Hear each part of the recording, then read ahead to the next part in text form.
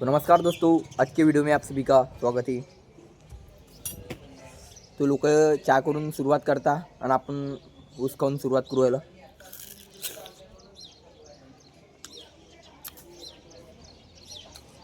सकाळचा टाइम आहे।